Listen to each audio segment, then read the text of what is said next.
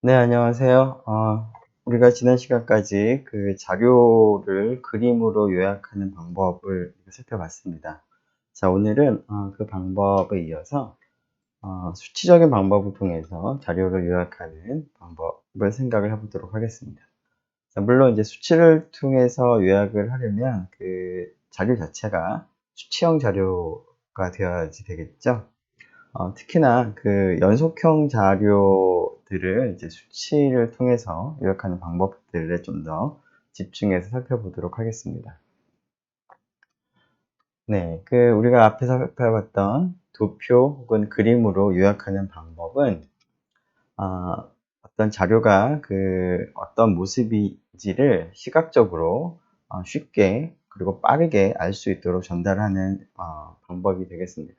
하지만 이러한 장점은 있지만 그림으로 그리다 보니까 객관적인 어떤 그 근거 혹은 일관적인 어떤 일관성이나 혹은 이제 우리가 이론적인 추론을 할 때 근거로서 제시하기가 어려운 그런 단점이 있겠습니다. 자, 그래서 이러한 단점을 이제 그 극복하고자 수치적인 요약 방법을 생각을 해보려고 하는데요. 자료를 이제 요약하는 이제 수치적인 방법은 크게 두 가지 형태로 생각을 해보려고 합니다. 하나는 주어진 자료의 그 중심, 즉 대표값이 어떠한 방식으로 요약이 가능한가 하는 그러한 개념, 중심 위치의 칙도라는 표현을 쓰도록 하겠습니다. 또 하나는 그러면 자료가 중심으로부터 자료들이 얼마나 흩어져 있는가 하는 정도를 나타내는 개념도 우리가 생각을 해보겠습니다. 퍼진 정도라고 우리가 얘기를 하겠는데요. 퍼진 정도를 이제 측도하는 방법들 생각을 해보려고 하는데요. 중심의 위치를 이제 측정하는 방법으로는 평균, 중앙값, 최빈값에 대해 살펴볼 것이고, 흩어진 정도, 퍼진 정도를 측정하는 정도로서는 분산, 표준 편차, 범위, 사분위수 범위 등을 살펴보도록 하겠습니다. 그리고 이러한 수치 요약 방법 이외에 그 상자 그림이라고 하는 즉 수치적인 요약 방법과 그림을 통해서 요약하는 방법을 적절히 잘 혼합한 상자 그림에 대해서도 살펴보도록 하고요.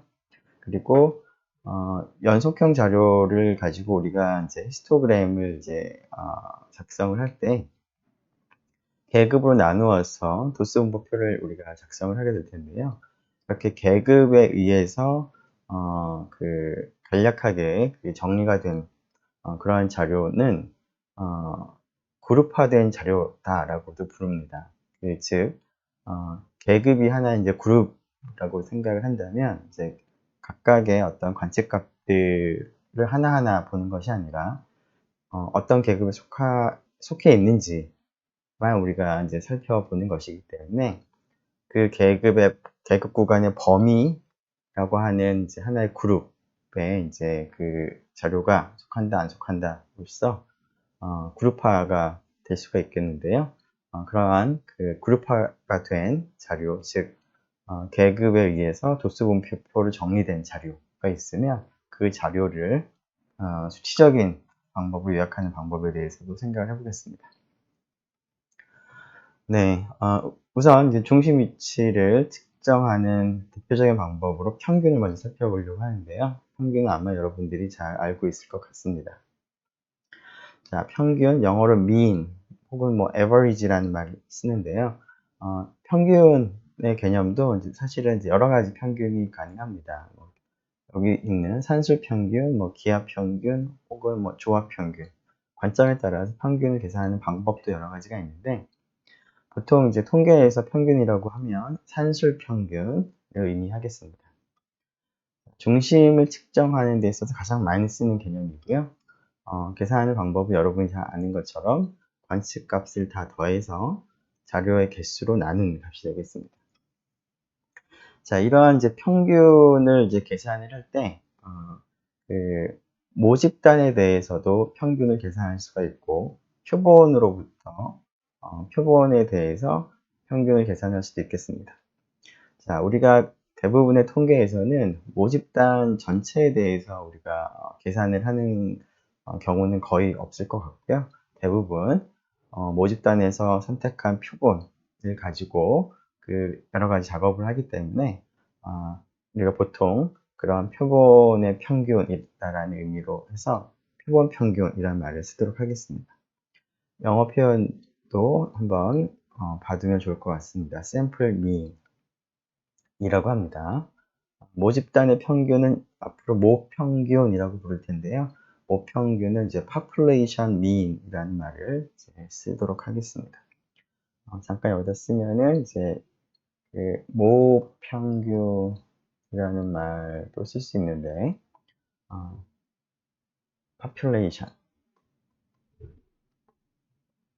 population이라는 단어가 이제 모집단을 의미하는 단어로 우리가 사용을 했었죠. 자, 표본 평균을 계산하는 식을 한번 생각을 해보면 우리에게 주어진 자료가 표본의 관측값이 x1, x2, xn으로 우리가 나타낸다면 이 자료의 평균, 표본 평균을 식으로 나타내보면 다음과 같이 나타낼 수가 있겠습니다. 자, 이러한 표본의 평균을 우리가 보통 x바라는 형태의 그 기호로 나타내겠습니다. 자, 이러한 그 표본 평균은 지금 이 식을 보면 모든 관측값들을 다 더하기 때문에 모든 관측값이 표본 평균을 계산하는데 반영이 됩니다. 모든 관측값이. 자, 그렇다 보니까 이 n개의 그 관측값 중에서 굉장히 크거나 굉장히 작은 값이 있으면 그러한 극단적인 값에 영향을 받는데 그런 극단적인 값의 x바가 크게 좌우가 됩니다. 영향을 크게 받습니다.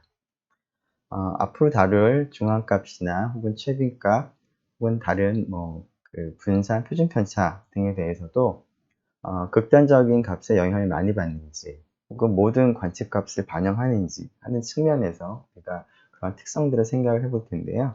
우선 표본의 평균 x바는 모든 관측값이 반영이 되고 극단적인 값에 영향을 많이 받겠습니다.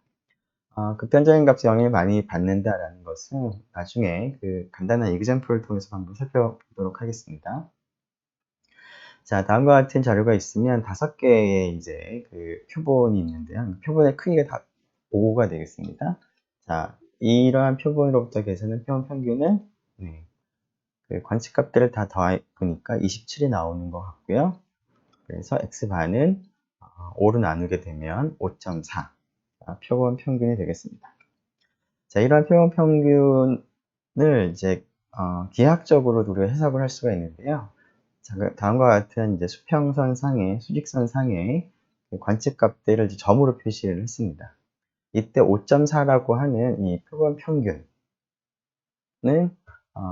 지금 이 수직선 상에서 5.4니까 대충 이 정도 있겠죠? 이 정도 있겠습니다. 네, 여기에 의미를 생각해 보면 기하학적으로 지금 이 점을 찍은 위치에 동일한 무게의 이제 어떤 그 추를 이제 놓았을 때, 이 수평선 하나, 지렛대처럼 생각을 해서 여기에 이제 지렛대 중심을 이제 두게 되면은, 오른쪽과 왼쪽의 무게가 질량이 이제 평형이 돼서, 이제 그 오른쪽으로도 혹은 왼쪽으로도 한쪽으로 기울어지지 않고 수평을 이제 맞추게 되는 일종의 무게중심이 되겠습니다. 그래서 x바는 기하학적으로 보면 무게중심의 역할을 한다라는 것도 여러분들이 아마 잘 알고 있을 것 같습니다. 자, 두 번째로 중앙값을 한번 살펴보도록 하겠는데요. 네, 중앙값은 영어로 미디언이라고 하는데요. 순서대로 배열했을 때 순서상 가운데에 위치한 값을 우리가 중앙값이라고 부릅니다. 자, 자료가 있으면 이러한 자료를 이제 크기 순서로 우리가 배열을 이제 하고 나서 가운데 위치한 값을 의미하는데, 우리가 이제 그 x1, x2, xn이라고 첨자를 쓰게 되면 이 첨자의 의미는 그냥 관측된 순서의 의미밖에 없죠. 실제로 x1보다 x2가 클 수도 있고 작을 수도 있습니다. 자, 그런데 중앙값을 계산하려면 이러한 자료들을 관측한 순서랑 상관없이 크기순으로 배열하는 것이 필요한데요.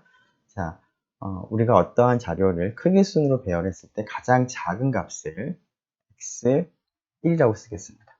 괄호를 써서, 즉 괄호가 없으면 그냥 순서상 첫 번째 값이고요. 괄호가 있으면 크기상 첫 번째로 가장 작은 값입니다. 그리고 두 번째로 작은 값을 x2라고 하는 형태로 우리가 표기하도록 하겠습니다. 즉, 이 기호는 관측값 중에서 가장 큰 값을 의미하겠습니다. 자, 크기 순으로 배열을 해서 우리가 다음과 같은 기호로 나타내도록 할 텐데요. 이렇게 배열을 했을 때, 그럼 가운데 위치하는 값이라고 하는 것은 n이 짝수냐 홀수냐에 따라서 중간 가운데가 약간 계산하는 식이 좀 달라지긴 할 텐데요. 우선 간단한 예를 먼저 생각을 해보면, 앞에서 봤던 이런 5개의 자료에 대해서 순서대로 나열하면 이와 같이 나열이 될 텐데요. 이때 가운데에 있는 값은 당연히 이 값이 되겠습니다. 자, 이 경우는 자료가 5개가 있으니까 여기가 2개, 여기가 2개, 여기가 하나. 그래서 여기 가운데는 4.5. 그래서 중앙값은 4.5가 되겠습니다. 자, 그럼 일반적으로 생각을 해보면 지금과 같이 자료의 개수가 홀수인 경우는, 즉 자료의 크기를 n이라고 할 때 홀수니까 적당한 자연수 k, 정수 k에 대해서 이 k-1 형태로 표현이 될 텐데요. 자, 이렇게 표현이 되면은 가운데 있는 녀석이라고 하는 것은 지금 보면 앞쪽에 k-1개, 뒤쪽에 k-1개, 그리고 가운데에 1개 합치면 모두 이 k-1개가 될 테니까 결국 순서로 나열을 했을 때 가장 가운데에 위치한 녀석은 바로 이 녀석이 될 텐데요. 이 녀석은 몇 번째 값인지 생각을 해보면 제일 처음에 있는 값을 괄호를 써서 1이라고 표기를 하긴 했으니까 여기 있는 값은 k-1하고 1, 즉 합쳐서 k개죠. 그래서 여기가 k번째니까 xk라고 쓰면 되겠습니다. 즉 자료의 개수가 홀수인 경우에는 중앙값은 이렇게 둘 때 k인데 이 k를 n으로 표현하면 어떻게 될까요? 자, 마이너스 1을 이항을 하고 k를 계산하기 위해서 2로 나누면 되겠죠? 즉 이렇게 되겠습니다. 그래서 중앙값은 2분의 n 플러스 1번째 관측값이 되겠다. 우리가 사용하는 기호로 괄호를 쓴다면 이렇게 괄호를 써서 표시할 수 있겠습니다. 물론 여기서 n은 표본의 크기입니다.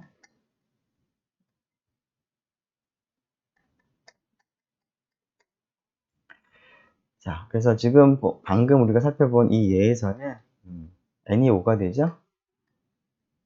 n이 5가 되는 거니까 가운데 있는 녀석은 n 플러스 1, 즉 6을 2로 나눈 세 번째 거, 실제로 우리가 계산했던 4.5가 세 번째 작은 값이었습니다. 네, 그러면 자료 개수가 짝수인 경우는 어떨까요? 자료의 개수가 짝수란 얘기는 n이 2k 형태로 우리가 쓸 수가 있을 텐데, 자, 그러면 앞에 반, 뒤에 반이 있습니다. 그래서 정확하게 가운데 위치하는 것은 약간 좀 애매한데요. 여기 있는 값이, 즉 앞쪽 반에서 가장 마지막에 있는 녀석은 x의 k번째 자료가 될 텐데, k는 우리가 2분의 n으로 쓸 수가 있는 거죠. 그리고 두 번째 반 토막에 처음 나오는 이 값은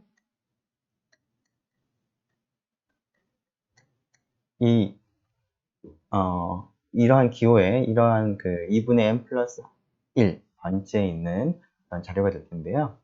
이것을 가운데라고 보기도 조금 애매하고 이것을 가운데라고 생각을 하기도 좀 애매하죠.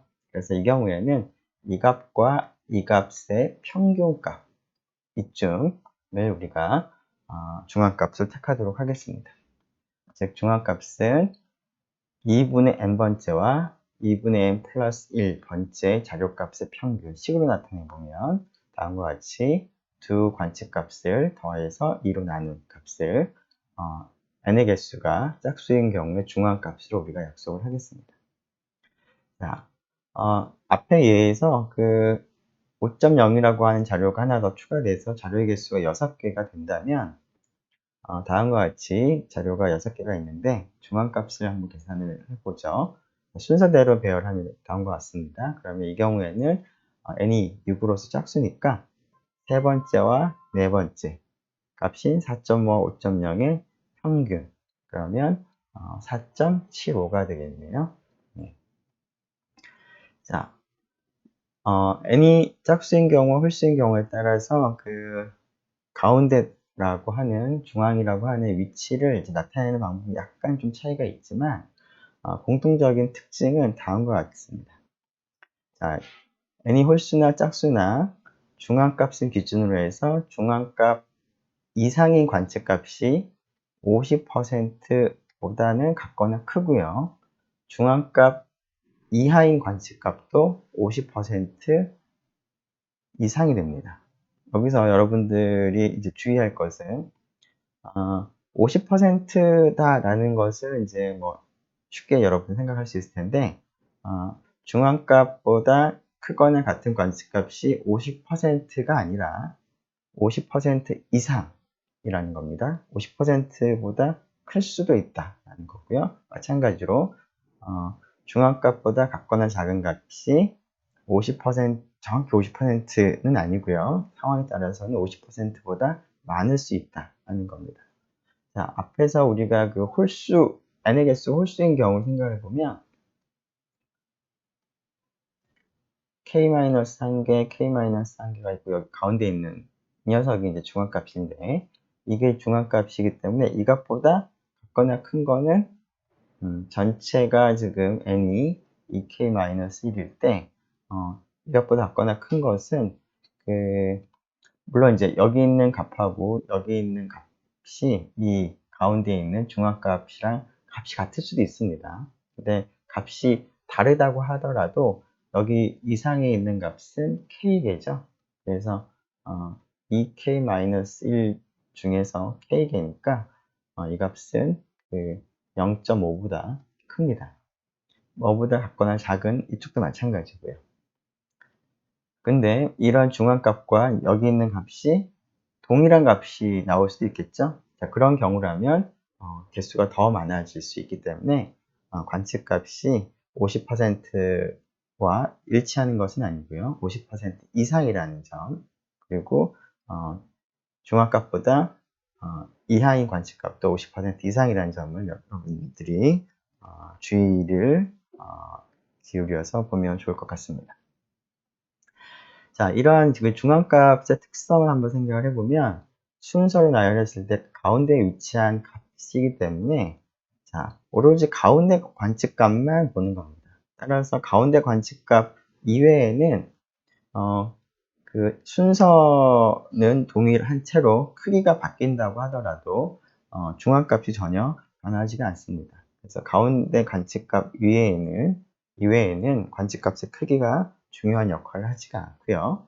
그리고 관측값들이 변화한다고 하더라도 그 중앙값 자체가 변화하지 않고 중앙값보다 큰 값이나 작은 값이 그 큰 녀석이 여전히 크거나 크게 변하거나 작은 녀석이 여전히 작게 변화하면 전혀 변화가 없습니다. 민감하지 않다는 특징이 있습니다.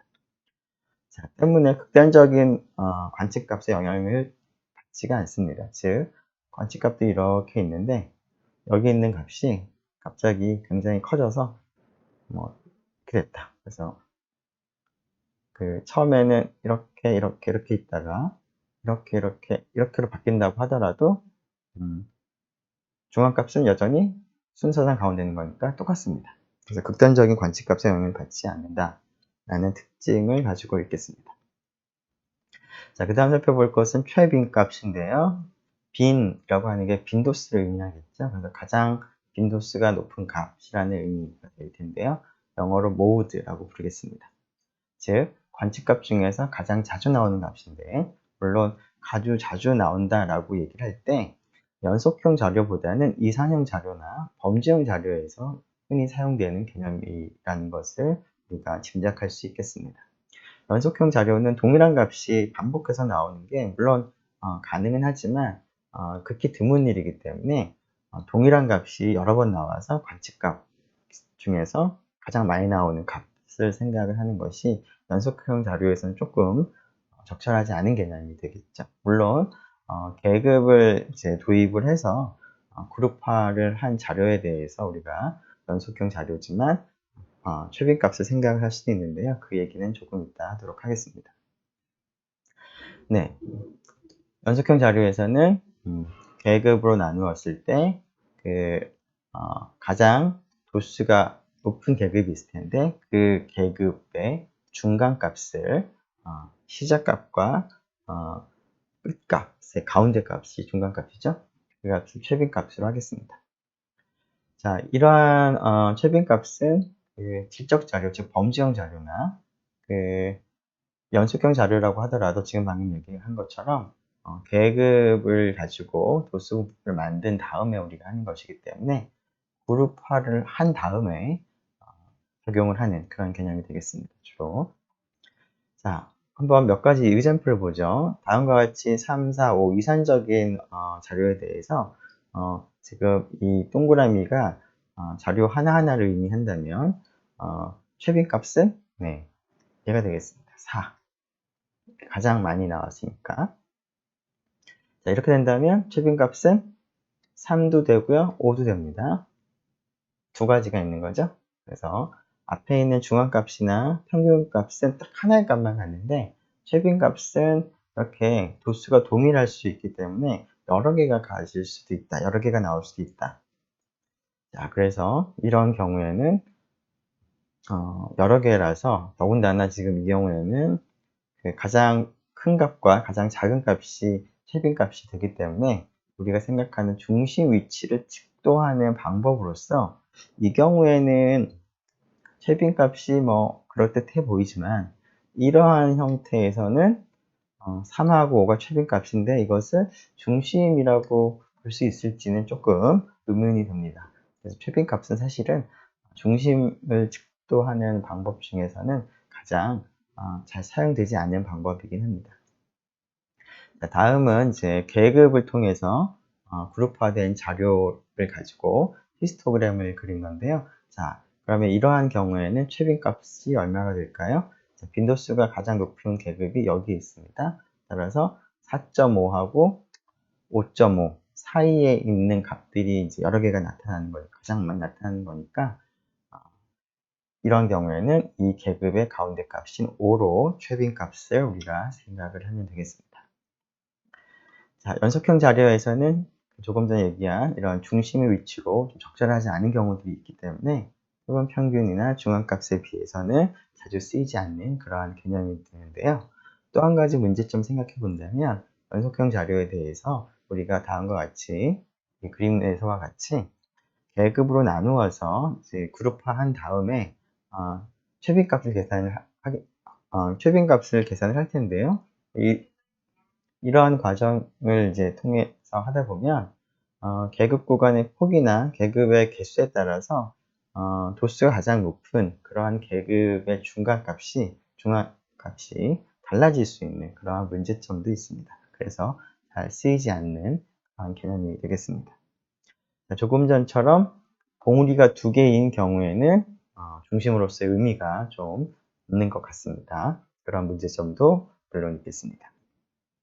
자, 그래서 최빈값은 연속형 자료에서 쓴다면 봉우리가 하나인, 즉 최빈이 되는 그런 가장 높은 도수를 갖는 그러한 관측값 혹은 계급이 하나만 있는 그러한 경우에서만 단봉형, 봉이 하나라는 얘기죠.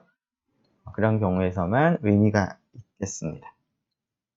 앞에서 살펴본 표본 평균과 중앙값의 특성을 몇 가지 생각을 다시 한번 해보도록 하죠. 비교해 가면서. 자, 중심 위치를 측정하는 방법으로는 표본 평균을 가장 많이 쓰고요. 그 다음에 이제 중앙값이 그 다음으로 쓰이는데 최빈값은 가장 적게 쓰입니다. 자, 표본평균은 계산한 식을 보니까 모든 관측값이 표본평균을 이제 결정하는데 관여를 합니다. 골고루 반영이 되는 거죠. 자, 이러한 측면에서 대표값으로서 표본평균이 가치가 있겠다라고 우리가 볼 수가 있겠습니다. 왜냐하면 모든 관측값을 다 반영을 하기 때문에. 하지만 이러한 이유 때문에 그 중에서 한 값이 굉장히 크면 그 극단적으로 큰 값 혹은 극단적으로 작은 값에 따라서 표본평균이 크게 영향을 받는 단점이 있습니다. 자, 중앙값은 장단점이 표본평균과 좀 반대로 될 텐데요. 자, 중앙값은 크기보다는 순서가 중요합니다. 배열을 했을 때 가운데 있는 것이니까. 그러한 이유 때문에 가운데 있는 값 이외의 관측값이 왔다 갔다 한다고 하더라도 그러한 변화에 중앙값이 크게 바뀌지는 않는 덜 민감한 특성이 있습니다. 즉, 극단적인 관측값에 영향을 받지 않는 그런 특징이 있죠. 즉, 중앙값은 모든 관측값을 골고루 반영하지는 않습니다. 중앙에 있는 그 관측값의 크기만 반영을 하는 거니까. 그리고 그러다 보니까 극단적인 관측값의 영향을 덜 받는 그런 특징이 있습니다. 자, 이러한 그 표본평균과 중앙값은 상황에 맞춰서 우리가 적절하게 중심을 측정하는 값으로서 표본평균을 사용할 수도 있고 중앙값을 사용할 수도 있을 텐데요. 다음 예를 생각을 한번 해보죠. 어떤 보석상에 황금 열쇠가 한 돈짜리가 9개가 있고 10돈짜리가 1개가 있는 보석상이 있다고 하죠. 자, 이 경우에 단순하게 평균값을 계산해 보면, 표본 평균을 계산해 보면, 즉 1을 9번 더하고 10을 이제 더해서 10으로 나눈 거죠. 1.9가 됩니다. 그리고 1이 9개가 있고 10이 하나가 있는 자료에서 중앙값은 1이 되겠죠. 자, 그러면 평균, 이 경우에 지금 평균과 중앙값은 각각 좀 다른 의미의 어떤 대표값이 될 텐데요. 만일에 이제 이 보석상에서 취급하는 돈수가 뭐냐라고 하는 걸 관심을 갖는다면 1.9 돈이라고 얘기를 하는 게 좋을지 한 돈이라고 얘기를 하는 게 좋을지 어떤 게 좋을까요? 자, 어떤 이제 고객 입장에서 그 취급하는 이제 돈수의 대표값을 1.9라고 이제 얘기를 했다면 그 보석상에 뭐 1.9돈 정도의 그 보석을 황금 열쇠를 구매할 수 있겠구나라고 생각을 하겠죠. 그래서 만일에 이 고객이 2돈짜리 황금 열쇠를 이제 구매하고 싶다면 아마 이 보석상을 방문하게 될 겁니다. 그런데 실제로 이 보석상에는 2돈짜리 그러한 그 황금 열쇠가 없죠. 그래서 사용할 그 고객 입장에서는 취급하는 황금 열쇠 돈수의 대표값이라고 할 때는 중앙값이 조금 더 어울릴 것 같고요. 만일에 이 보석상이 그 도난에 대비해서 보험을 든다라고 했을 때 그 보석상에 있는 한 개당의 가치가 대표값이 얼마냐라고 한다면 어떻게 하는 것이 좋을까요? 1.9라고 하는 게 좋을지 1이라고 하는 것이 좋을지. 네, 이 경우에는 1.9라고 하는 것이 조금 더 적절한 값이 되겠습니다. 네, 그래서 상황에 맞춰서 중앙값이든 표본 평균이든 적절한 중앙의 위치를, 중심 위치를 측정하는 그런 값을 사용을 할 수가 있겠습니다. 자, 앞에서 우리가 그 표본 평균과 중앙값이 뭐 극단적인 값에 민감하다, 민감하지 않다라는 얘기를 했는데요. 그거를 이제 구체적인 example을 통해서 한번 살펴보도록 하죠. 다음과 같은 자료가 있었는데, 이 중에서 74라는 관측값이 사라지고 50으로 바뀌었다 라고 해보죠. 자, 그림으로 나타내 보면 수평선상에 처음에 이러한 관측값들이 나타났는데 74가 없어지고 50으로 값이 하나가 확 바뀌었습니다. 확 작아졌습니다. 자, 이때 처음에 주어진 자료의 표본평균 중앙값과 두 번째 자료의 표본평균 중앙값이 어떻게 되는지 한번 생각을 해보면 단순히 이제 계산을 해보니까 첫 번째 자료의 표본평균은 83, 74가 50으로 바뀐 자료의 표본평균 79로서 얼마가 줄어들었냐면 4만큼이 줄어들었습니다. 자, 근데 중앙값은 여기서 중앙값은 84와 88의 평균값인 86이 되는 것이고요. 아래에 있는 경우에도 가운데 있는 것은 안 바뀌었으니까 여전히 중앙값이 86이 되겠습니다. 즉, 표본 평균은 자료가 74에서 50으로 바뀌게 되면 이러한 변화에 83에서 79로 민감하게 반응을 하는 반면에 중앙값은 변화가 없는, 즉 민감하지 않고 둔감한 그러한 특성이 있다는 것을 예제를 통해서도 우리가 살펴볼 수가 있겠습니다.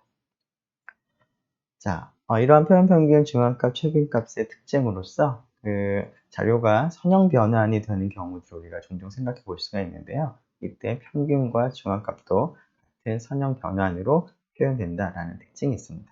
자, 이것이 무엇인지 구체적으로 한번 생각을 해보죠. 원래 자료가 x1, xn이 있었는데, 자, 이 자료를 선형 변환한다는 얘기는 그 ax1 플러스 b, ax2 플러스 b 형태로 그 자료를 조금 바꾼다는 뜻입니다. 자, 이러한 그 상황이 어떤 경우에 있을까요? 자, 뭐 예를 들자면 어떤 이제 그 기온을 우리가 생각을 한다라고 했을 때 기온이 그 섭씨 단위로 주어져 있는데 그것을 화씨 단위로 바꾸거나 혹은 어떤 뭐 질량에 대한 자료가 있는데 킬로그램 단위가 있던 것을 뭐 파운드 단위로 바꾼다던가 하는 형태에서 이러한 선형 변화로 자료가 이제 변화가 되겠습니다. 이러할 때 이러한 그 선형 변화를 할 때 평균이 어떻게 바뀌는지, 중앙값은 어떻게 바뀌는지 생각을 해보도록 하죠. 자, 일반적으로 앞에 있는 그 자료들을 xi라고 쓴다면 그 변형된 자료 자체는 yi라고 쓰도록 하죠. 식은 위에 있는 그 식을 보니까 일반적으로 axi 플러스 b가 yi가 되는 걸로 지금 바뀌는 거죠. 자, x1부터 xn들의 평균을 x바라고 부르고요. y1부터 yn 있을 텐데 그런 것들 평균을 y바라고 부른다면 x바와 y바의 관계는 ax바 플러스 b의 관계가 있겠죠. 즉, 자료가 선형 변환되는 이러한 관계가 표본 평균에서도 같은 선형 변환을 표시가 된다는 뜻입니다. 자, 계산 한번 해볼까요? 왜 그런지. y바의 정의는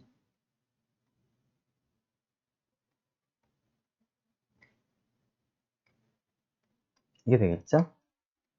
간단한 계산이 될 것 같은데요. 자, 이렇게 될 거고, 자, a가 앞으로 나올 수가 있죠? 서메이션 인덱스가 1부터 n인데, 이 인덱스 아예 상관이 없기 때문에, 그래서 a 곱하기 n분의 1의 xi, i가 1부터 n까지. 그리고 여기 있는 것도 나올 텐데, 지금 서메이션 하는 거니까 모두 n만큼 곱해서 나옵니다. 그런데 앞에 n분의 1이 있으니까 합치면 그걸 다 같이 결합을 하면 b가 되겠죠? 그런데 이 부분이 x바가 되겠습니다. 자, 이러한 이제 특징이 있겠습니다. 자, 물론 중앙값도 마찬가지입니다. 자, x들의 중앙값을 mx라고 쓰고요. 여기 y1, y2, yn, ax1 플러스 b, ax2 플러스 b 들의 그 중앙값을 my라고 쓴다면 이 둘 사이 관계는 여러분이 한번 조금만 생각을 해보면 그런 관계가 있다는 것을 쉽게 알 수가 있겠습니다. 물론 이제 a가 0이 아닌 경우 어떻게 해야 되겠죠? a가 0이 되면 선형 변화를 하게 되면 전부 다 같은 b로 다 되기 때문에 그럴 때는 그 약간 좀 이상하죠. 물론 그런 경우에도 이 식은 여전히 성립은 합니다. 성립은 하지만 뭐 그런 경우에는 직관적으로 별로 의미가 없는 경우이기 때문에 그런 경우는 제외하고 생각을 해도 충분하겠습니다. 네, 그러면 이걸 좀 지워야 될 것 같네요. 네. 자, 그리고 이러한 그 표본 평균 중앙값 최빈 값은 우리가 앞에서 관측값의 변화에 따라서 도수가 어떻게 변화하는지를 우리가 분포라는 말을 썼는데요.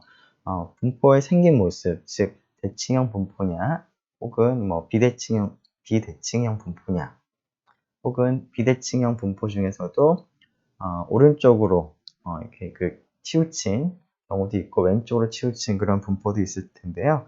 그럼 분포에 따라서 표본 평균 중앙값 최빈값의 크기 순서가 조금씩 달라지는 것 같습니다. 자, 예를 들어서 단봉형, 봉이 하나이고 대칭형인 경우에는 어떨까요? 이 세 개의 값이. 자, 이런 모양이란 얘기니까. 자, 이 경우에 그 표본 평균은 무게 중심이니까 대칭적이라면 여기가 가운데 있겠죠? 자, 그리고 중앙값은 위치상, 순서상 가운데 있는 거니까 대칭형이기 때문에 여기에 반이 있으면 마찬가지로 같은 값이 중앙값이 되겠습니다. 최빈값은 빈도수가 가장 높은 거니까 여전히 이 값이 되겠습니다.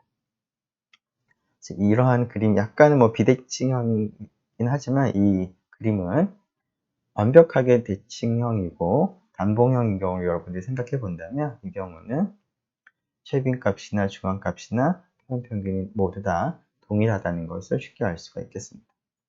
자, 봉우리가 두 개인 대칭형을 한번 생각해 볼까요?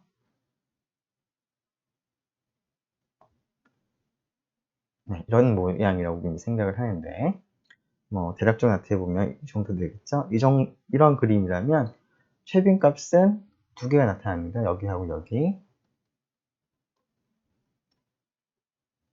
자, 표본 평균은 어딜까요? 네, 대칭형이니까 대칭축에 해당하는 이 값이 바로 표본 평균이 될 것이고요.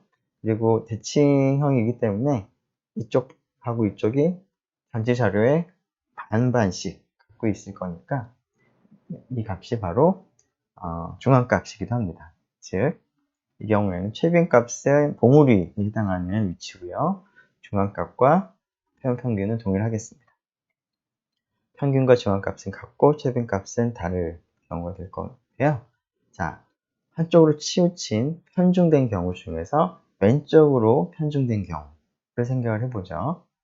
그림을 여기다가 다시 한번 그려서 생각을 해보면, 자, 좀 극단적으로 이제 치우친 걸 갖다가 좀 과장해서 그리도록 하죠. 이렇게 왼쪽으로 편중이 되어 있다고 합시다. 그러면 최빈값은 그냥 봉우리가 가장 높은데 여기가 최빈값이죠. 자, 중앙값은 최빈값을 기준으로 해서 어디에 있을까요? 자, 왼쪽으로 이렇게 치우쳐 있으면 여기에 있는 자료의 그 개수하고요. 여기 있는 자료의 개수가 어떨까요? 지금 뭐 요 그림을 봐도 그렇고 이쪽보다는 이쪽이 자료가 훨씬 더 많이 있습니다. 그래서 자료의 그 중앙값은 최빈값의 위치보다는 약간 오른쪽으로 가서 이쪽 자료의 개수나 이쪽 자료의 개수가 반반이 되는 그런 위치가 있을 텐데 바로 그 위치가 바로 중앙값이 되겠죠. 자, 그래서 중앙값은 최빈값보다 오른쪽에 나타나겠습니다. 자, 표본 평균은 어떨까요? 자, 지금 여기 있는 중앙값을 기준으로 해서 왼쪽이나 오른쪽은 모두 자료의 개수가 동일합니다. 반반씩 있을 테니까. 그런데 이쪽은 좁은 간격에 같은 개수의 자료가 모여 있고요. 여기는 넓은 곳에 같은 개수의 자료가 흩어져 있습니다. 그러면 표본 평균이 무게중심이라는 그러한 기하학적인 의미를 생각을 해보면 표본 평균, 무게중심은 어디쯤에 있을까요? 네, 이것보다는 약간 오른쪽에 무게중심이 더 오른쪽에 무게중심이 있겠죠. 왜냐하면 이쪽에 있는 값이 훨씬 더 그 숫자들의 총합이 이쪽에 있는 그 자료들의 그 숫자들의 총합을 생각을 했을 때 이쪽에 있는 그 자료들의 그 무게중심은 이쯤에 있을 거고요. 그 다음에 여기 있는 무게중심은 이쯤에 있을 텐데, 여기보다는 여기가 훨씬 더 멀리 가 있기 때문에 이쪽이 훨씬 더 무게가 많이 나갑니다. 그래서 표본 평균이 무게중심이 중앙값보다 오른쪽에 나타날 수밖에 없다. 자, 그래서 최빈값이 가장 작고 중앙값이 최빈값보다 더 큰데 중앙값보다도 표본 평균은 더 크다라는 겁니다. 자, 그래서 크기 순서가 다음과 같이 주어지겠습니다. 자, 분포가 오른쪽으로 편중된 경우에는 조금 전 했던 상황을 그대로 적용을 해보면 다음과 같이 최빈값이 가장 크고 중앙값이 그거보다는 조금 작고 그 다음에 표본 평균은 중앙값보다 더 작겠습니다. 순서 관계가 이 두 경우가 서로 반대로 되어 있겠습니다. 자, 이 관계를 조금 예쁜 그림을 통해서도 우리가 살펴보면 첫 번째 그 그림이 대칭 분포인데요. 이 경우에는 표본 평균, 중앙값, 그리고 최빈값이 다 일치합니다. 아래쪽에 왼쪽에 있는 이 모습은 오른쪽으로 편중되어 있고요. 다른 말로 왼쪽으로 긴 꼬리가 있는 그런 분포입니다. 스큐라는 표현을 쓰게 되면은 왼쪽으로 left로 스큐가 되어 있다 혹은 네거티브하게 스큐가 되어 있다라는 말을 쓰기도 합니다. 오른쪽 긴 꼬리 분포 혹은 왼쪽으로 편중되어 있는 거 스큐라는 표현을 써보면 오른쪽으로 스큐가 되어 있다 혹은 포지티브하게 스큐가 되어 있다 라고 하는 건데요. 대칭 분포는 조금 전에 우리가 도입한 세 개의 중심을 측정한 축도가 다 동일하겠습니다. 자, 이것은 미디언을 의미하고요. 자, 이것은 모드, 최빈값을 의미하는 기호로 썼습니다. 자, 오른쪽으로 편중되어 있으면 여기가 최빈값이죠. 그리고 이쯤 가운데가 위치상 가운데가 이걸 기준으로 해서 전체 자료의 50%, 나머지 50%가 있는 그 기준값이 미디안이 되겠죠. 그 다음에 그거보다 왼쪽에 표본 평균이 있겠습니다. 자, 다른 경우도 우리가 쉽게 생각을 할 수가 있겠습니다. 조금 전에는 이러한 막대 그래프 형태로, 히스토그램 형태로 이제 그림을 그린 건데요. 이것을 우리가 조금 더 계급 구간의 폭을 작게 해서 도수다각형을 이제 그리게 되면은 이렇게 부드러운 곡선 형태로 이제 표시가 될 텐데, 자, 이러한 경우에도 마찬가지로 오른쪽으로 편중되어 있는 경우에는 최빈값이 여기가 될 거고요. 그 다음에 중앙값이 이쯤 되겠죠. 그리고 표본 평균이 그거보다 조금 왼쪽에 있겠습니다. 자, 반대의 경우도 우리가 쉽게 알 수가 있겠습니다. 자, 우리가 앞에서 최빈값을 생각을 할 때, 봉우리가 두 개인 경우에는 이제 최빈값이 두 가지가 나타날 수가 있다. 그래서 그런 경우에는 중심 위치, 측도로 적절하지 않다는 얘기도 살펴봤고요. 그런데 이러한 봉우리가 두 개 있는 경우에서 최빈값을 이제 의미를 생각을 해보면 우리가 앞에서 학생들의 키 자료를 통해서 한번 살펴본 적이 있는데요. 이 최빈값이 두 개가 나타나는 경우는 사실은 이 자료가 서로 다른 두 집단의 자료가 하나로 합쳐져서 각 집단의 중심이 각각의 두 개의 최빈값으로 나타난다 라고 우리가 볼 수도 있겠습니다. 즉, 이 두 개의 최빈값은 두 집단 각각의 중심을 나타내는 그러한 값으로 우리가 해석이 되는 경우들이 종종 있습니다. 자, 대칭형일 때는 어쨌거나 표본 평균과 중앙값은 동일합니다. 자, 우리가 조금 전에는 분포의 모양에 따라서 표본 평균, 중앙값, 최빈값의 크기 순서가 어떻게 되는지를 이제 생각을 해봤는데요. 이걸 거꾸로도 우리가 한번 생각을 해볼 수가 있겠습니다. 즉, 분포의 모양은 모르는데 여러분들이 표본 평균과 중앙값의 크기 순서를 알고 있다. 예를 들어서 X바하고 미디언을 봤더니 오른쪽이 더 크더라. 그러면 아마도 분포는 대칭형 분포는 아닐 것이고 치우친 그런 분포일 텐데 어느 쪽으로 치우쳐 있을까요? 네, 아마도 오른쪽으로 편중된 그러한 분포가 되겠죠? 그래서 표현평균과 중앙값의 크기 관계로부터 분포의 모양을 정확하진 않지만 대략적으로 판단할 수 있다는 점도 기억을 하면 좋겠습니다. 네, 그 다음 살펴볼 것은 이제 퍼진 정도를 측정하는 개념인데요. 이 부분에 대해서는 잠깐 쉬었다가 살펴보도록 하겠습니다.